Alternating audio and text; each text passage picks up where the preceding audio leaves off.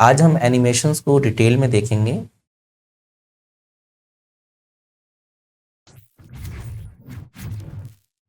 आज हम एनिमेशंस को डिटेल में देखेंगे। एनिमेशन कब काम करता है? जब हम किसी एक स्लाइड के अंदर आकर किसी ऑब्जेक्ट को सिलेक्ट करते हैं, वो चाहे राइटिंग हो, कोई शेप हो या कोई तस्वीर हो। मुझे पूरा बॉक्स सेलेक्ट करना है तो आप यहाँ सिलेक्शन कर लीजिए। आपको दिखा एनिमेशन का सेक्शन, आप इस एरो पे क्लिक करें। अगर आप यहाँ क्लिक करते हैं तो इसका जो भी प्रीव्यू है कंप्यूटर वो दिखाएगा। अगर आप इसके मोर ऑप्शन देखना चाहते हैं तो आप मोर इंट्रेंस इफेक्ट में आइए, तो साइड पे रखें और सबको एक्सप्लोर करके देखें किससे क्या क्या पॉसिबल है।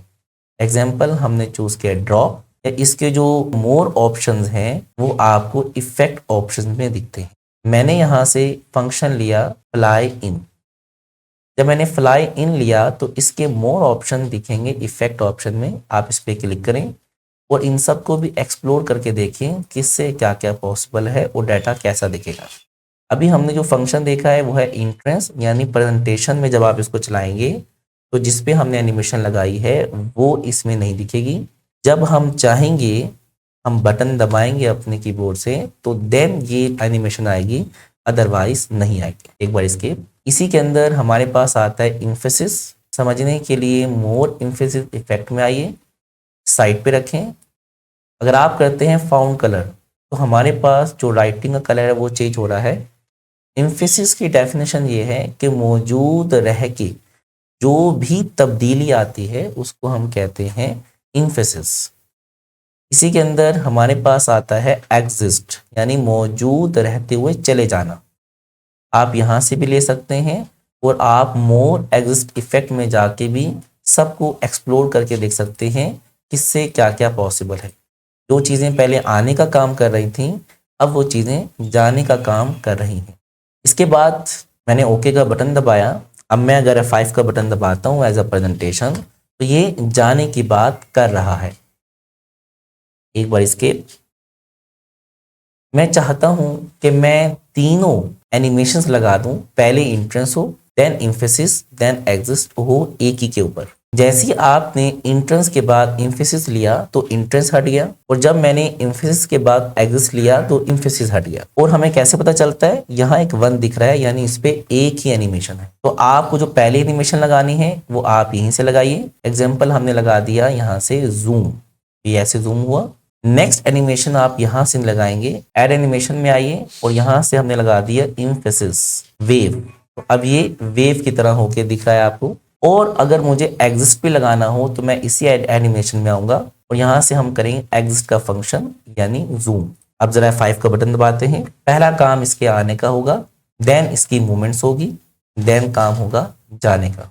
अब जो भी मैं यहाँ से एनिमेशन कर रहा हूँ उसकी जो टाइमिंग्स हैं वो हम यहाँ से कंट्रोल कर सकते हैं।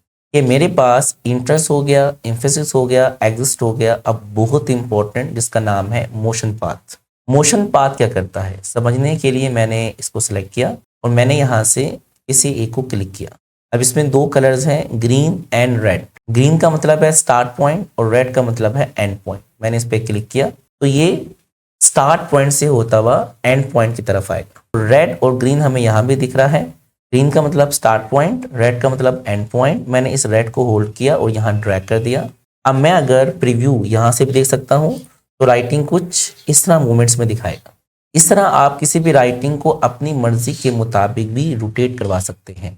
मजीद इसको बेहतर बनाने के लिए एक काम करते हैं, हम आते हैं गूगल में, एरोप्लेन PNG तस्वीर ले लेते हैं हम यहाँ से। मुझे इसका बैकग्राउंड हटाना है। बैकग्राउंड हटाने के लिए हम आएंगे BG रिमूवर, रिमूव बैकग्राउंड पे आप करेंगे क्लिक। इसको यहाँ पहले चेक कर लेते हैं, राइट क्लिक का बटन, सेव इमेज एज। तो ये PNG इमेज है। एक बार इसको होल्ड करें, ड्रैग करें और यहाँ आके इसको छोड़ दीजिए। क्योंकि ये PNG इमेज थी तो इस पोर्ट्रेट थी और इमेज का भी हटा देगा बैकग्राउंड। अब हमने करना है डाउनलोड। जब हम BG रिमूवर से करेंगे तो ये आपकी क्वालिटी को थोड़ा सा डाउन करेगा। अगर हाई क्वालिटी चाहिए तो वो पेड होगी, तो हम अभी फ्री ले लेते हैं। वो करते हैं ओपन। इसको हमने Ctrl+C से किया कॉपी और पावर पॉइंट में आके कंट्रोल वी से किया पेस्ट। इसके ऊपर जो भी एनिमेशन थी राइटिंग पे वो हम कर देते हैं नन। इस पे हम लगाते हैं ट्रांजिशन। हमने इस स्लाइड को किया छोटा, यहाँ इसको हमने रखा। एरो में जाइए और आप मोशन पाथ यहाँ से भी ले सकते हैं। मोड में जाकर भी काफ़ी सारे हैं, आप इनको भी यूज़ कर सकते हैं, या फिर आप खुद से भी बना सकते हैं। खुद से बनाने के लिए कस्टम पाथ में जाइए, इसको होल्ड करें और यहाँ से आके ड्रैग कर दें। एक बार एस्केप, तो आपकी प्रेजेंटेशन में कुछ ऐसा दिखेगा। इसकी टाइमिंग को आप यहाँ से बढ़ा सकते हैं। अब एक बार इंटर, F5 का बटन। जब प्रेजेंटेशन चल रही होगी तो कुछ इस तरह की एनिमेशन आपको होती हुई दिखेगी कि एक एरोप्लेन है और वो यहाँ से गुजर के चला गया। इस तरह आप किसी भी तरह का कोई भी ऑब्जेक्ट एज एनिमेशन में लाना चाहें ला सकते हैं। मजीद इसमें आप वर्किंग करना चाहें तो PNG काफ़ी सारी चीज़ें मिल जाती हैं।